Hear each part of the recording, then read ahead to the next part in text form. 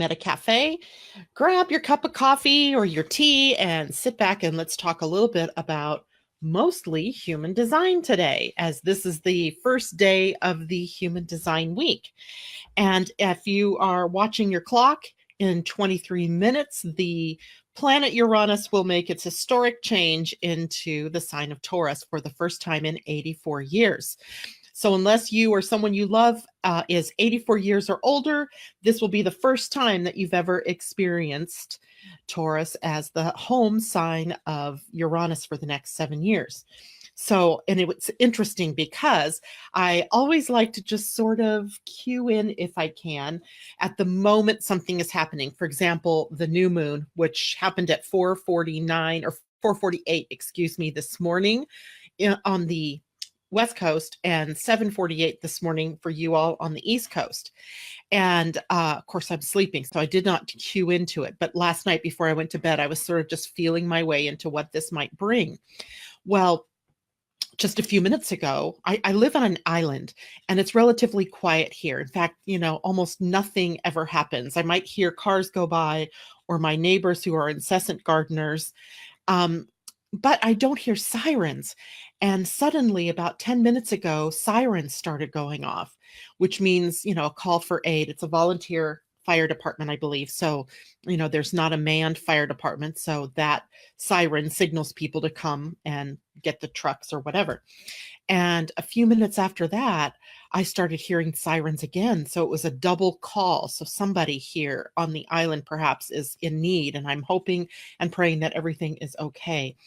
But it is such the nature of Uranus to bring us those things that jar us awake. And it wasn't so much that it was jarring to me, it's just that it doesn't happen very often.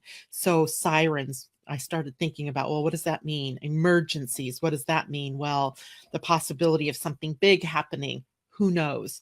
But I know this morning that when I pulled the chart, you know how every day I pull an astrology chart for the moment. At the moment I pulled the chart, Uranus was sitting at 29 degrees Aries, 59 minutes. You can't get any closer to zero Taurus than that. And so here we are in about 21 minutes. We will experience that moving in. And I don't know that anything big is going to happen. Probably not. But, it bears our paying attention. I see that we have Mimi. Good morning, Mimi. Good morning, Michelle. Good morning, Roseanne. She says, woohoo, new moon. Tina Robinson, lovely to see you. It's been a while, but I'm excited to join this call. Major astrology day. Oh, yes. So, funny thing happened on the way to the Meta Cafe this morning.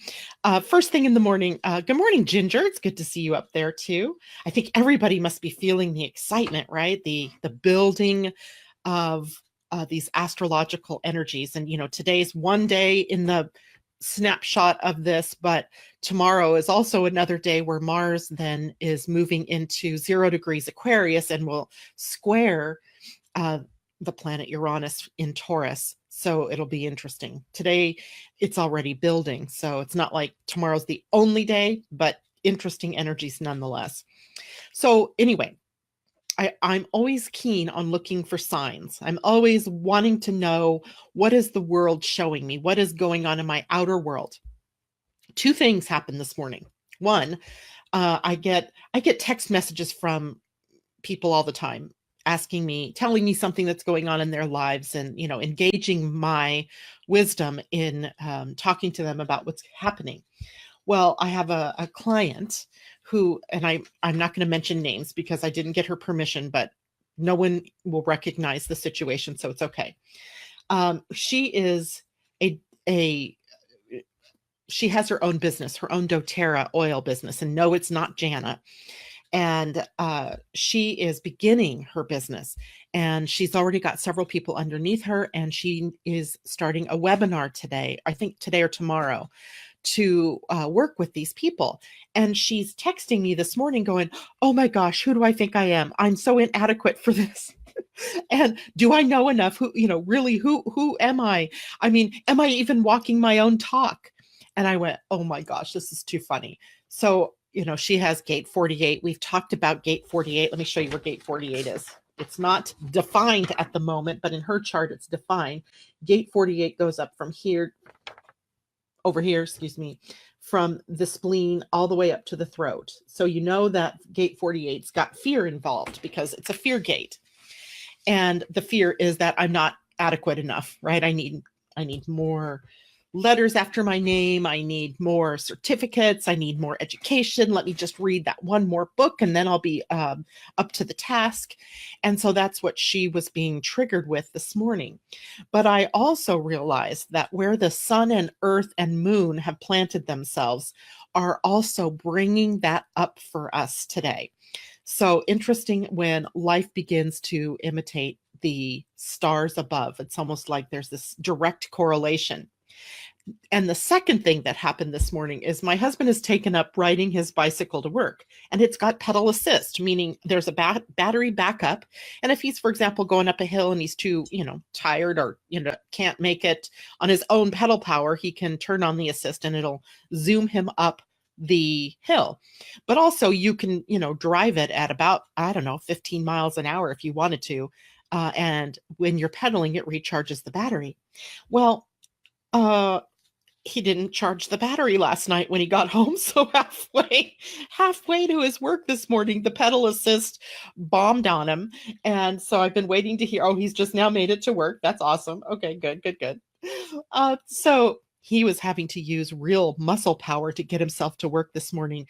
And my insides are just like filled with mirth because, I don't have a bike with pedal assist. And when I bike, I have to hoof it up the hills. and he just goes on zooming up. And so this is like payback. But it's also a Uranus moment when things happen out of the blue, like you totally forgot to charge your batteries.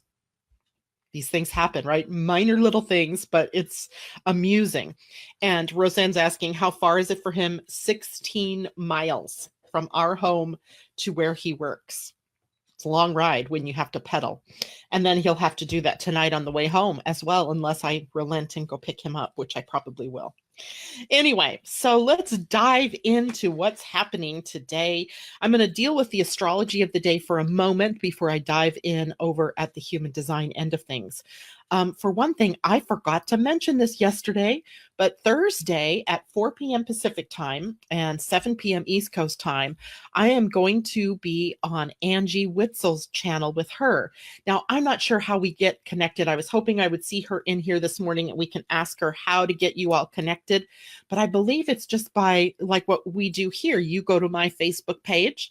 I think we just go to her Facebook page and you will be able to see Angie and I talking about who knows what, probably human design, because we're talking to her crew, which they're not as familiar with human design perhaps as you all are. And just like when Angie came on my show, we talked about the star seeds. So it should be an interesting time. And I'm really looking forward to it. Again, that's Thursday, May 17th. So just a couple days from now, 4 p.m. Pacific, 7 p.m. East Coast time. And it's free, right? You can just join in. I will post for you how to do that.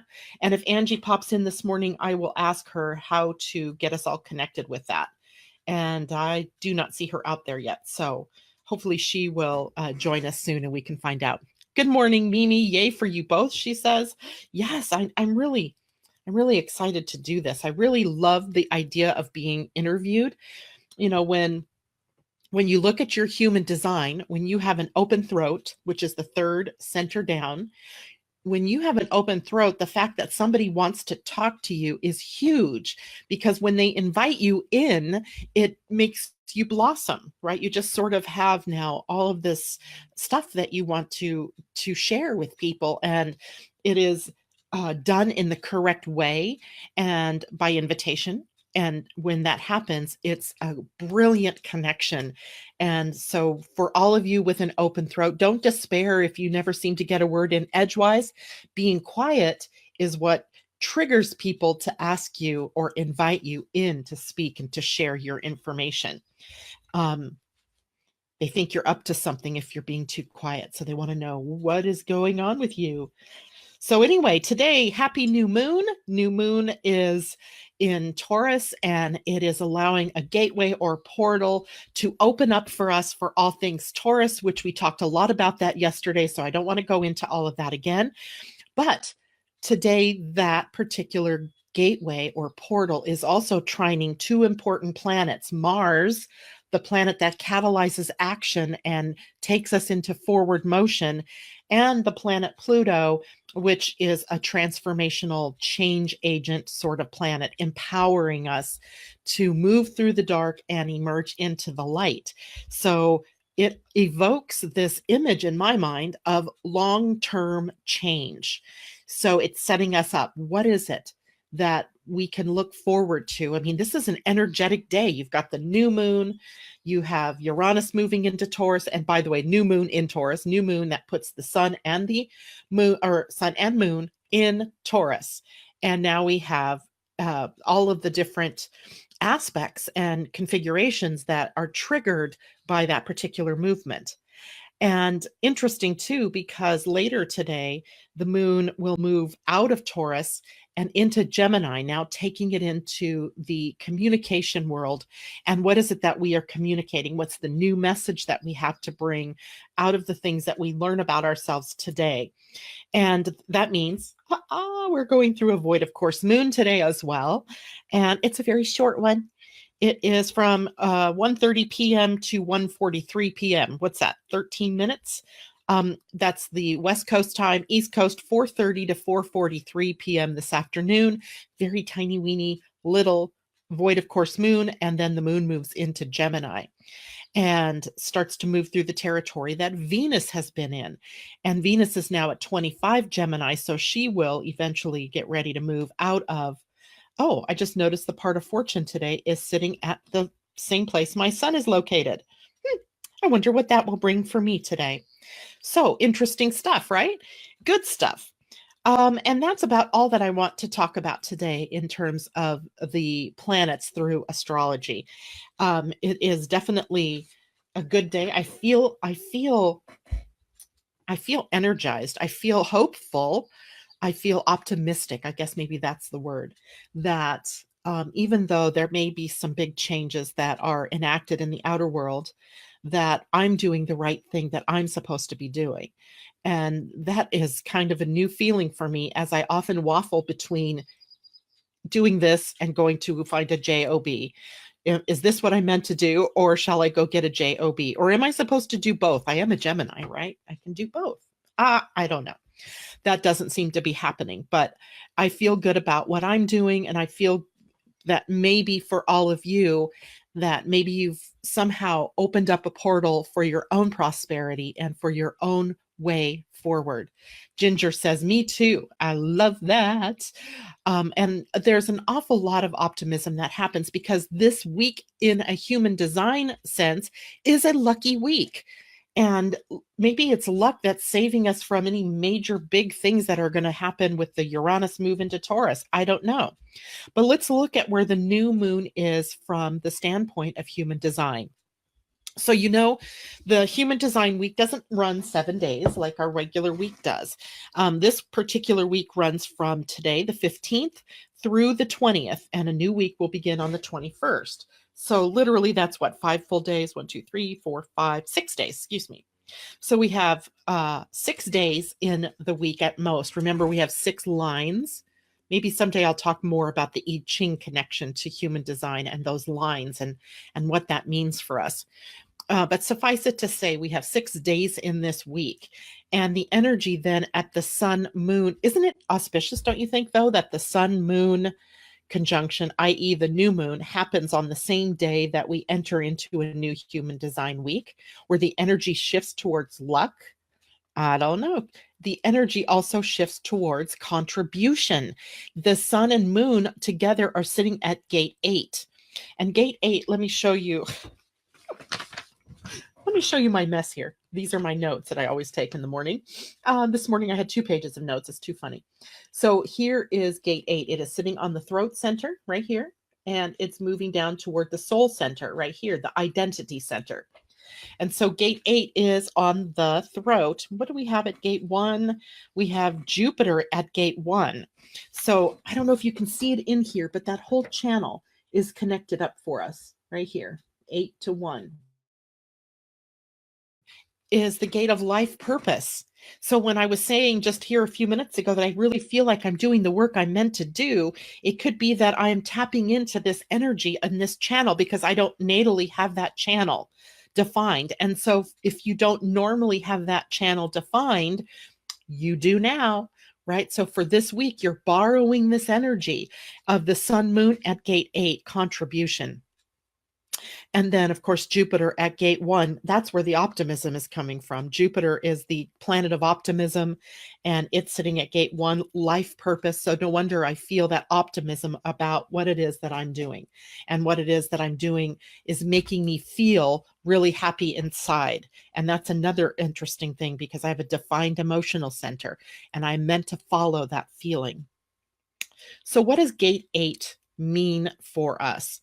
And for those of you who already have gate 8 in your human design defined, meaning you're broadcasting this should sound familiar to you. For those of you who don't natally have it, this is new energy that may be energizing your system for you this week. So, gate 8 wants to get things done. It wants to make a difference. It wants to create change. It wants to feel at the end of the day that connection to the soul. It's on the throat, it's reaching down to the identity center. I just had a giant horse fly right into my field of vision here, left me a message of some sorts, I'm sure, and then flew away. I'm not even sure. I guess I did leave the front door open this morning for the cat to go in and out. So he's coming to join us today. We have a messenger. So gate 8, reaching out of the throat down to the identity center, is looking for the way that it's going to contribute. How is it going to leave its mark on the world? But it's on the throat, so it has to be invited out. It has to wait for correct timing. It has to wait for recognition. It has to wait until somebody says, "Hey, I really want to know what it is that you're here to contribute to the world." Now, people don't say that literally. Those are just the words I'm using to make you understand that this is a contribution. But it's about waiting. It means that if I were to walk into a group meeting at the community center here and start blabbing on about Uranus and Taurus, they might look at me like I'm crazy because I don't know who they are. I don't know whether or not they have any inkling about astrology. I don't know if they're, a bunch of fundamentalist Christians who are going to look at me like I'm the devil incarnate. I don't know. So the best thing to do is to wait until somebody says, "Hi, aren't you that lady that's on Living Astrology in the mornings in the Meta Cafe? Tell me more about what you're doing." Then I have that opening to be able to share my gifts. And the worry here, if there is one for this particular week, is that we may be so excited by what it is that we want to share that we may begin speaking without the natural waiting period that we have, because now suddenly I have a defined throat. I don't normally have a defined throat. And if you normally have an open throat, meaning your throat center is white instead of brown, then you're not defined to speak unless you have an invitation. But right now, you are broadcasting, being conditioned by the effect of transiting planets. And so, yea, though you may have a message and you may want to contribute your opinions or your information, wait for that invitation. Right? It always works so much better than people are primed to hear you and they're going to really value what it is that you have to offer. Otherwise, this particular connection, because it goes from the throat to the soul center, leaves you feeling vulnerable, leaves you feeling like people didn't really value what you wanted to share, and feeling criticized, maybe even. So, this is a week for us all to remember the throat energy needs to be pulled out of us, right? Literally with an invitation, or the way invitations work sometimes is by questioning. So, I could, for example, go into a group of people. Here's a funny story. Yesterday, I was listening to you guys are going to laugh because I never listen to this music, but I was listening to classical music yesterday. And it's not that I have a problem with classical music, but I just like to sing when I listen to music, and you can't really sing to classical music. But for whatever reason, I was listening to classical music, and it went to commercial, and this woman on the radio station begins talking about Uranus and Taurus. Oh my gosh, I mean, my ears were all afire, right? I'm like, what? She starts talking about how Uranus is the planet of surprises and change and transformation, and we all should get ready for our lives to be changed and affected in big ways. And then she says, and now it's moving into Taurus for the first time in 7 years. I mean, oh my God, she could have been channeling me, but she was on a classical music radio station. Isn't that fascinating, right? So, interestingly enough, you're seeing astrology at out there in the bigger, wider world. I just wonder how the audience was taking that information. But anyway, that was an aside. Because literally, when we move into groups of people, we can start asking questions and in kind of asking for the invitation, if you will. And the question could be something like, hey, I heard on the radio yesterday that the planet Uranus was moving into a new sign. Have any of you guys heard that yet? And as soon as somebody answers that question, it is an invitation to join the conversation, right? So literally, if I was in a community room and I asked that question and somebody said, yeah, you know what? I was listening to a radio program yesterday and they were talking all about this. I can then begin a conversation with that person. And for all of you, that's exactly how this is working. Roseanne says, love it. It was pretty interesting. It was almost surreal, right? To be listening. Why would I at that moment be listening to classical music that I never listened to? I don't know, but I was. And I heard that. It's interesting.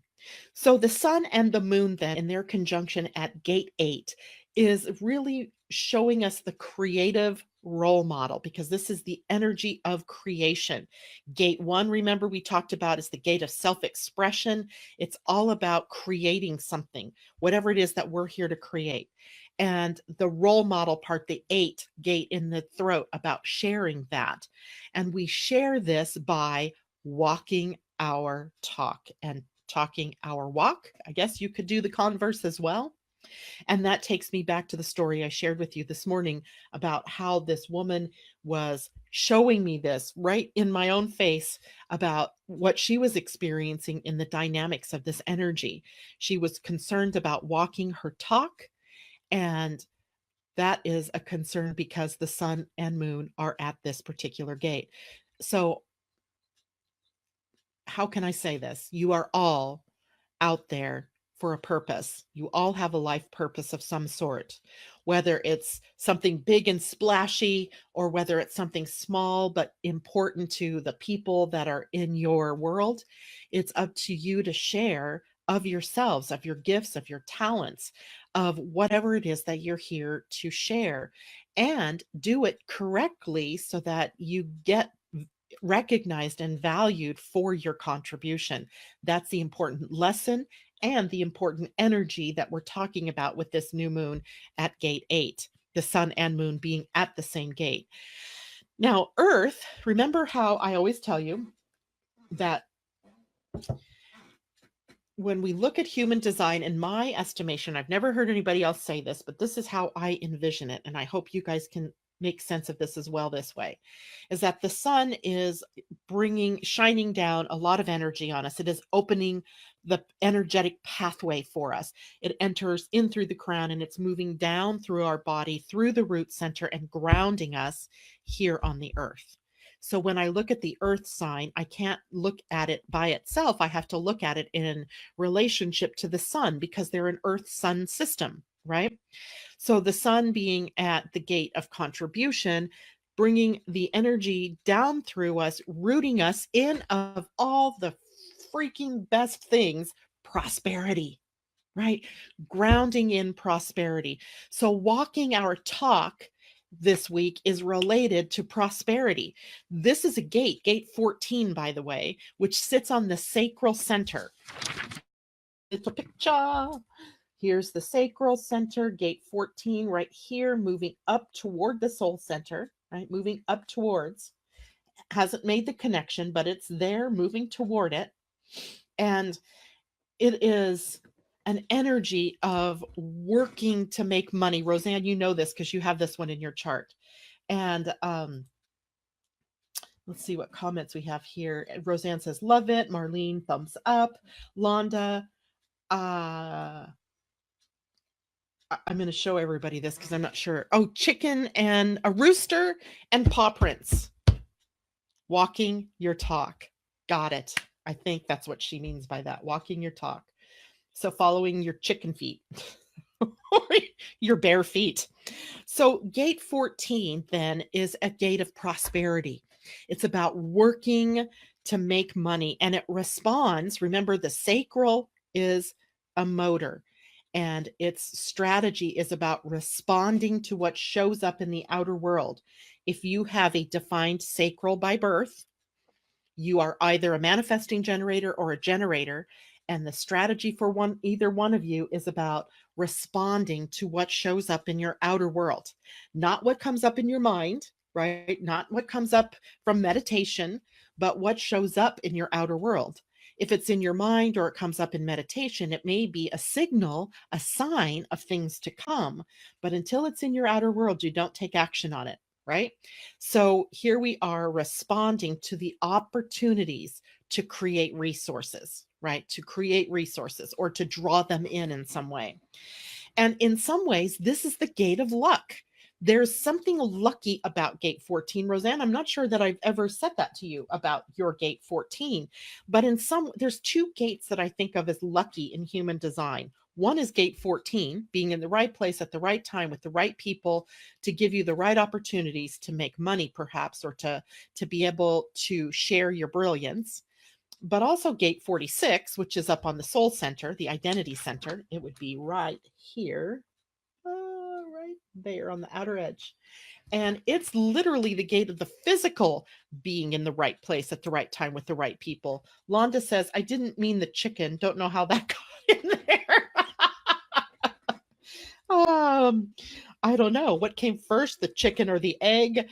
Um, I'm sure there's something on a psychological level there, Londa, that we could look at for you. I'm not sure what it is, but I'm kind of liking it. So luck comes in responding through this gate. Responding meaning if I have an opportunity that shows up out here, then I can evaluate that now based on my inner authority. If I have inner authority, I can either use my spleen that says uh-huh or uh-uh in the moment, or my sacral if it says uh-huh or uh-uh in the moment. If I'm emotional, I can begin to look at it and see, how do I feel about this? And that is the stage that's being set for us here. This is also engaged in working to make a contribution, right? I come here every morning, not because I'm making money. I'm not necessarily making money here, but money is the secondary concern of this particular gate. They like the idea of money coming in from the work that they do, but they're working to make the contribution. And the money coming in is just a lucky happenstance, right? It just is luck that happens when they are responding to their right work and making a contribution at the right time in the right place with the right people. Earth, grounding that in for us. We are planted firmly on the earth, and that energy of contribution, wanting to make a difference, wanting to be recognized for our worth and our contribution, is being grounded directly into us through the earth at gate 14, prosperity. I love it. I love it, love it, love it. So today, as Uranus moves into Taurus, which, by the way, happened 5 minutes ago, and unless Kilauea blew up or something else happened, which we don't know anything about, we peacefully moved into Taurus energy. I kind of like that. And I have to say that it's quite possible that having informed not just me, but many astrologers and many human design people out there informing people of this change gave us the ability to welcome it and not push against it.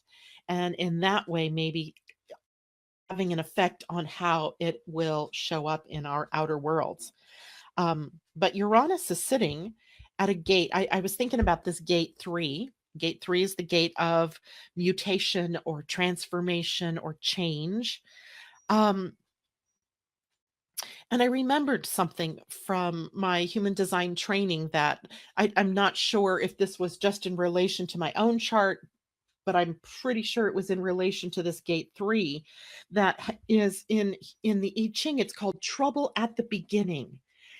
So trouble meaning it is like an engine that needs to be warmed up, right? That has to be revved up before it can actually get moving. It moving anything from the state of inertia to the state of motion takes an injection of energy. It requires an energetic push, if you will, to get moving. So with Uranus, the change agent, the planet of the great awakener, sitting at gate 3, this is maybe why change isn't so much about happening in one big moment. It is about getting things started and gaining momentum, gaining speed. And so what I'm thinking that we're going to see is as we move more into this energy over the course. Now we have 7 years. This isn't just like today and then it's gone. That we're going to see little injections of energy and maybe sometimes big injections of energy. And as we do that, then we're going to see more and more opportunities for change. In gate 3, what we're being asked to do is to respond, because it's on the sacral. Let me show you again. Gate 3, down here on the sacral, right here, connecting down to the root center, where, by the way, Mars is at gate 60. So this whole channel is activated for everyone right now. And it is a gate that responds to work that is transformational. It responds to the things that are going to make their contribution in the world, perhaps in a unique way, or in a transformational or mutational. I don't know if I can get away with that word. But a change is coming, right? And we are here to bring that change in, to anchor it, right? Because we are in the know. We know that this is happening. Then as change comes, and here's why, by the way, this change is possibly slower in the beginning, right? Because not all change is adaptive, meaning this whole channel 3 and 60 is an energy that is about testing the waters for different changes. Um, I would liken it to, if we go to the theory of evolution, irregardless of whether it's real or not, um, we still see it in action, right? Where different traits come up to be expressed. If it works, if it's adaptable, if it takes hold in the uh, species, then it becomes an adaptation or it becomes a mutation that sticks around. It becomes a change.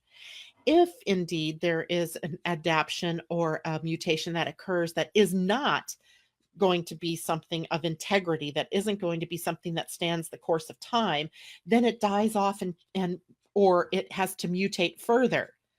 So when we have big changes, let's say, for example, and we all know this is coming, we all know that the financial system is going to crash or and burn in some way, shape, or form. However, until we have something to replace it, I don't necessarily want to see it crash and burn all the way, right? Because that would be a change that was maladaptive, let's say. But if we can begin to see some changes little by little, saying, okay, the greed model isn't working, obviously. So what can we change? And maybe the change begins with us as individuals and how we work with one another. Then the changes begin to snowball and it begins to get bigger and bigger. And once it snowballs its way all the way down through the hill, then it becomes a change that sticks around because it's gone through the test of time, right? It's worth integrating into the human paradigm or into life's paradigm. Because as much as we like to think that humans are the only ones being affected by this energy, it is simply not true. All of life is resonating with this energy of change. And if the change itself is worth integrating, then it sticks around. If it isn't, then it keeps mutating or changing until we have something that makes sense. Now, Mars, being the planet that's sitting at the other end, gate 60, is catalyzing deliberate and practical evolution, right? It doesn't do us any good right now to just throw out the whole of the money system, the whole of the fiat currency system, and go to Bitcoin, even though I like the idea of Bitcoin. Why? Because we haven't integrated it yet into our system. It still goes up. It's volatile right now. It goes up and down. I own some Bitcoin and I'm always watching it. It goes up and down a lot. And until it can, maybe gain some traction, and maybe we'd like to see a nice slope up and it stay there instead of these precipitous drops, then it is not necessarily a system that is integrated yet. And maybe it isn't the correct system. We don't know this yet, right? Because all of these big systems are in change, they're in flux, and we may change something and it blows up in our face. And so we've got to move in a different direction. So this is about deliberate and practical evolution. It has to be able to integrate into the template of our paradigm.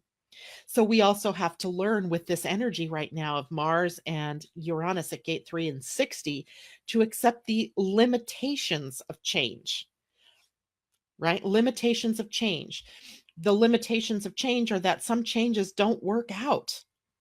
And if you put yourself in a position of holding fast because I made this change and now I'm going to stay here, feet planted firmly in the ground, then you're going to experience a Uranus moment where it shakes things up, right? So it'll be interesting times, as this is the energy that it's being triggered right now. And even though Mars moves on in a few days and does not stay here at this gate, it is moving into its retrograde station soon, and it will revisit this gate at the end of its retrograde.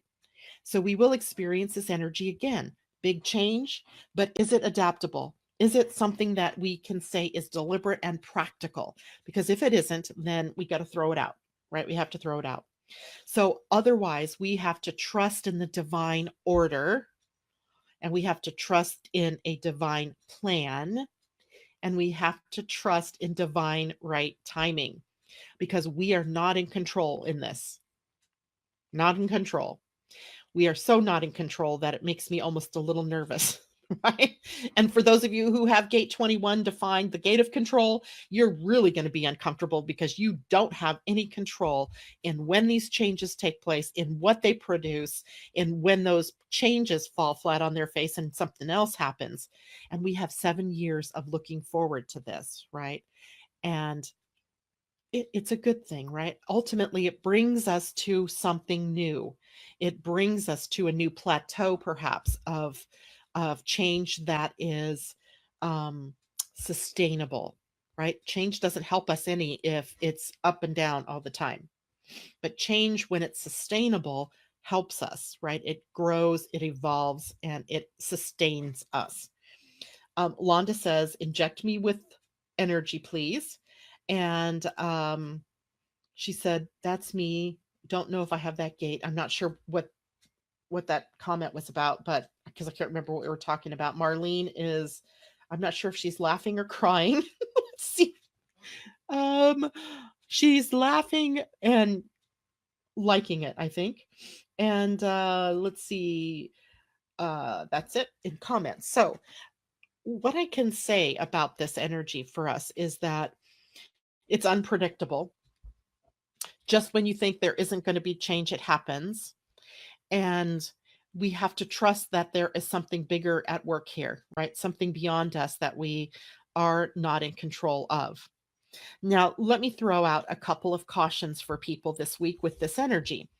Number one, remember I noted that the 3 is in the sacral and the gate 60 is down here in the root center. And that means that we are connecting up those two centers, and they are now defined for everyone. So when you're a projector, a reflector, or a manifester, you do not normally have access to a defined sacral. So, right this moment, you're tapping into energy and that is defining your sacral center. But remember, you don't have this energy that is sustainable. You do not have access to sustainable life force energy. You must follow your strategy and your authority no matter what, right? Even though you may feel this injection of energy, follow your type, your strategy, and your authority so that you don't end up burning yourself out. Just because it's defined right now, it's going to shut off next week. And unless something else turns it on, and I haven't looked that far ahead yet. But if you tap into this energy and you use this energy willy nilly without really understanding that you need rest, you are facing the possibility of burnout. And then when somebody really calls upon you and needs you, you won't have the energy to work with them. So, being very aware then about how you're using this energy. And if you are a sacral being and you naturally have this connection in the sacral, but maybe not in the root center, you may suddenly have access to adrenalized stress. And adrenalized stress means that if you don't normally have this, you the open root center sometimes has that interminable to-do list. And somebody with a defined root center has better access to knowing when to cut off the to-do list. So maybe you'll be better at managing your energy this week, right? But don't be surprised if your adrenals are running a little bit hot this week.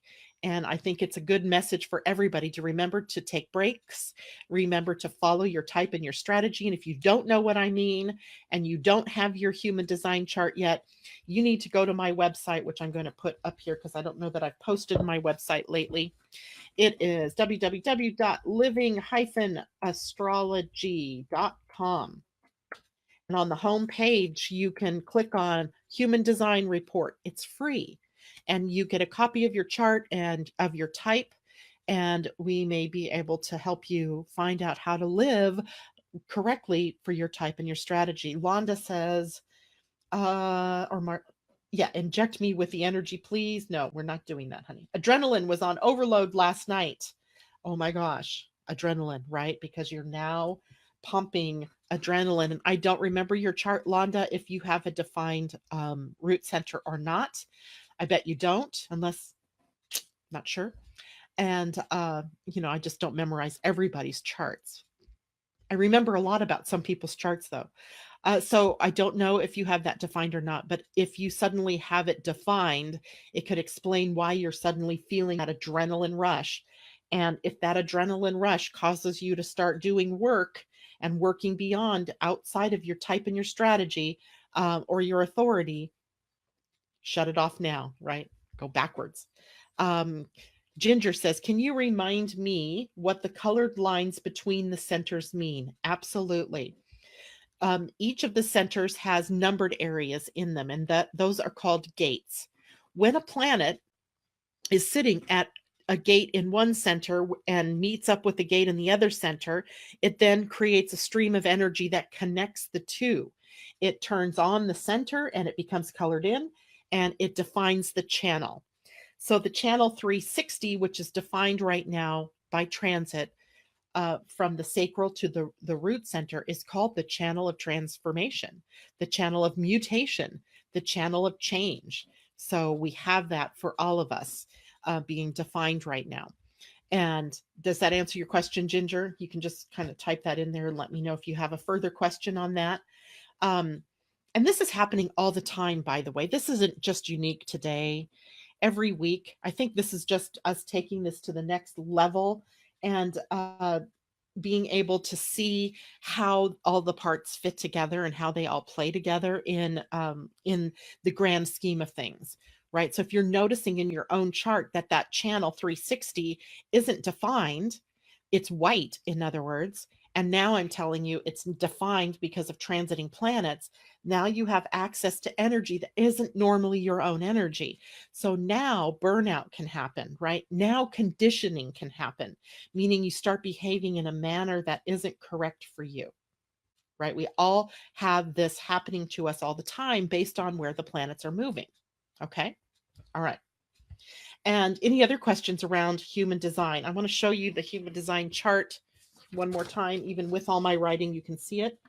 So, for example, those of you who have an open throat, like me, I have an open throat. Right now, contribution is connected to the identity center at gate 1, life purpose. And so suddenly I already had a defined identity center. And now I have that whole channel defining my throat to my identity center. So some of you may have that going on as well. And then, of course, the sacral to the root center. Ginger says red versus black and red stripe. Good question. You'll note in this chart, all you see is black, right? And that's because on a just now chart, all there is the conscious line. So you'll see on a human design chart, there are, let's see if I can pull up a human design chart really quickly without showing the person's name and birth information. So you don't need to see the whole chart, but here you can see there are 2 columns of numbers. 2 columns of numbers, a black column and a red column. The black column is the conscious line. It's the personality is what it says up here at the top. And it is the traits that you know to be conscious about in your own life. This is the soul purpose side of the energy that you're carrying. The red column is more unconscious, and it's more of the traits that lie hidden within you. They're for you to discover as you go throughout your life, right? So now when we move over here, what we see then is if we have a channel or a gate that's just black, it's coming from a planet situated over here in just the personality side. If it's just red, like up here, then it's a planet that's coming just from the life purpose side or the unconscious side. If it's striped, like right here, this is striped here at, there we go, at gate 14, which means that he's got it at 2 different places. And you can see there, this right here, Saturn is at gate 14 on the unconscious and on the conscious side. So that's how we get them to be striped. It means there's a planet sitting there. It's getting a double hit, if you will. It has more emphasis, if you will. And then Tina asked a question. Hi, what does the yellow versus green shading mean? Not a thing, Tina, not a thing, right? There is no rhyme or reason to the coloring that anybody has established. I've never heard anything about it. Don't know why. Breaks up the monotony. I don't know. There isn't. It's just colored that way. So when I like the idea of yellow in the identity center because it's like the diamond color. If I were to imagine diamond light, I guess I would imagine it as either white or yellow. But because white means it's undefined, we need yellow to show when it's defined. So we have this light coming from the design crystal in the middle of us, that from our soul within us. But the colors really don't mean anything. But if there is color versus white, that means something, right? When it's colored, it's defined. You are broadcasting that energy. If it's white, you are absorbing that energy and tending to amplify that energy and then rebroadcast that energy, thinking it to be your own energy, but it isn't, right? So it's called conditioning when that happens. And the white centers in your chart are there for you to become wise over the course of your lifetime as to how you're using that energy, right? So this week we have 2 opportunities on a human design level to become wise about how we're using energy, particularly if you have either an open throat or an open identity center or both, right? Because now they're connected up and you're tapping into energy perhaps that isn't your own. Or if you normally have an open sacral and an open root center, now you're connected up and you have to understand the correct use of energy, of your own energy, because otherwise you may be broadcasting sustainable life force energy that you don't normally have. Tina asks, does anyone ever have all centers shading? Yes. Yes. There are people who have all centers shaded, and there are people who have none of them shaded. If there is someone with all of the centers open, they're called a reflector, and that is a very rare type. Less than 1% of the population out there are reflectors. And if you have them all defined, there's no name for that. But this is a person who's authentically broadcasting a lot of energy, but there's not a lot of space for gathering wisdom in this life. So both ends of that spectrum require some work to reveal to them what it is that they're here to do and how they're here to use their energy. So, great questions. I love that. She thought green means go. Yes, it does when it's a traffic light, but it doesn't in the human design. The only center, by the way, that's ever green is the ajna, the second center down. So, let me show our little guy here again, right? That center is green. That's called the ajna. It's the center for certainty. It's the center of, um, well, the energy coming out of it is about certainty. It's an awareness center. It's what we would think of as the mind because it's broadcasting data. It is good at memory. It is the part of the brain we think of, or the part of us that we think of as analyzing and comparing and contrasting. It's kind of the computer part of our system. Okay, here's another great question. Ginger says, if a red line is coming halfway out of gate 60, and then goes white halfway to gate 3, what would that mean? Awesome. It means that you have a hanging gate. And a hanging gate is a place where we are electromagnetically drawn to either people who have it at the other end. So in your case, the red line is coming halfway out of gate 60. So anybody who would have gate 3 makes that connection for you. Or what's happening today is we have this planet Uranus for a long time now that will be sitting at gate 3, and it completes that circuit for you, right? It completes that circuit for you. So now you are on a long-term path of transformation and change. And Ginger, I believe you are a generator or maybe a manifesting generator. So it's not affecting how you use energy so much as it's affecting that your life is undergoing some major transformations. So understanding that some of the changes that you're undergoing are integratable and others may not be. So picking and choosing as you go along what changes are right for you and which ones are not right for you, and letting go of what's not and developing more and more the ones that are. Tina says, yep, you're a generator. Good, good, good. Ginger's a generator. So she has a defined sacral already. So something else is defining her sacral. I don't know what it is off the top of my head, but now you have the addition of the planet Uranus sitting at gate 3. It is defining another channel for you about change and transformation.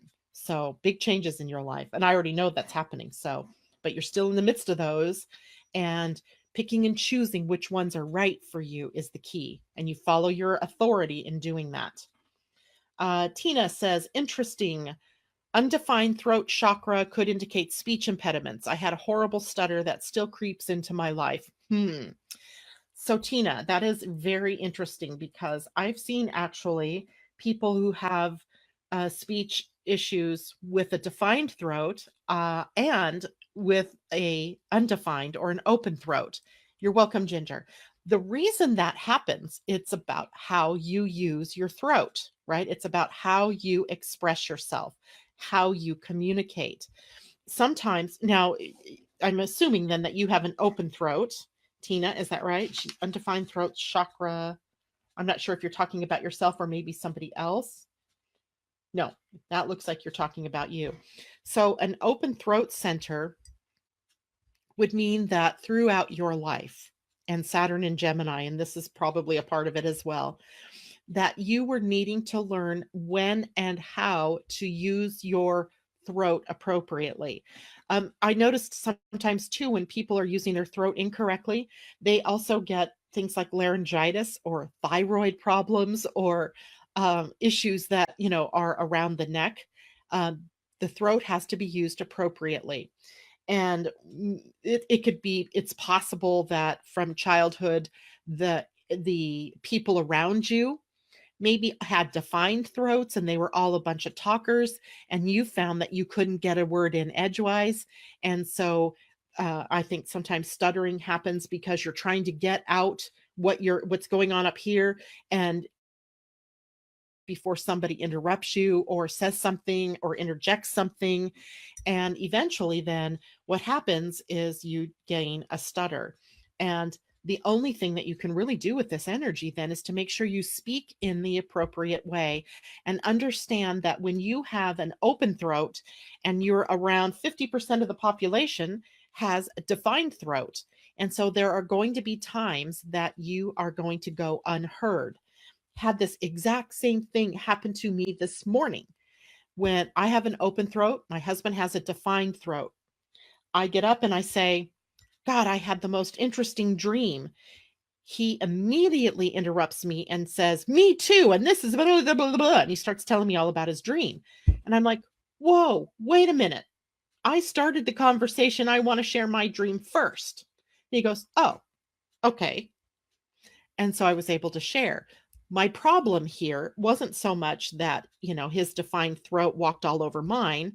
It was that I didn't enter into the conversation correctly, right? I could have said something like, Wow, I had a crazy dream. Can I share it with you? That would have alerted him right away. Wow, it's her turn to talk. And then he could have said, Yeah, tell me about it. And then I want to tell you about my dream. It's about how we communicate, learning to communicate in a way that we get heard. I have noticed repeatedly in my marriage, 36 years of it, that when I've even gone to the point of just being quiet, not really talking much. And the reason I would do that is because every time I would open my mouth, I would get talked over. And I've learned since that this is really about how we communicate with people in our lives. It's a communication and a relationship thing. When you understand how it works, you set the stage first. If you're the one with the open throat, you say, I have something I need to talk to you about. Is this a good time?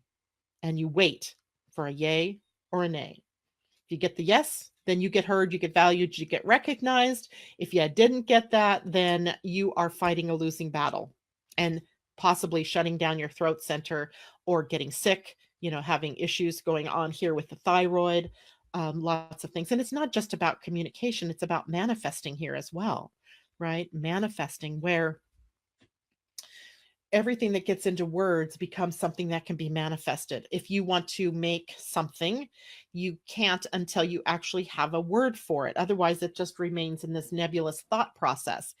So, manifesting is the same issue with the throat. If you're just going out there and manifesting willy nilly, you're burning out your energy, right? You're burning it out. So, understanding how that throat works is huge because we call it the gearbox of your human design for a reason. Everything needs to get to the throat or get down from the head into the throat in order to be made manifest or to be communicated. Wow. Well, we really got into a lecture series here today, didn't we? I love talking about human design, and I hope that was helpful. Tina says, astrology question if you're game. Whole sign house versus Placidus. Or is that too off topic for today? Thinking about what house Uranus is entering. If too off topic, I can ping you later. I always use Placidus. I know that there are people out there that use whole house. I don't because I learned it differently. And I've never really tested it to see if it works, but I'm sure that for the people that do use it, they've tested it and it works for them. And it is kind of off topic and it's not something that's my specialty really, but if you want to have a reading and have me take a look at your chart, we can look at it both ways and see if it makes a big difference to what house Uranus is in. Either way, I'm game. Maybe it's a subject for another day because we're already an hour and 2 minutes, almost an hour into the show. Oops, long one. All right. So Ginger says, my reading helped me so much to understand I have an open throat. Absolutely. If you have not had a human design reading yet, either by me or anyone else, please do it for yourself, right? Do it for yourself because it's huge in the way that it affects your life. It literally changed my life for me. I understand myself so much better. And I understand when I'm blowing it, right? I understand I understand the moodiness of my own life. And that wasn't something that I had ever understood. So there's a lot to be gained by having a human design reading, but you can start by getting your free chart going to my website. All right, everyone. Well, that's enough for me. I'm getting dry throat, tells me I need to shut my throat down for a while. I hope you all have a wonderful day. Lots of blessings and lots of love to all of you. See you tomorrow morning, 8 o'clock, and have a great day. Bye for now.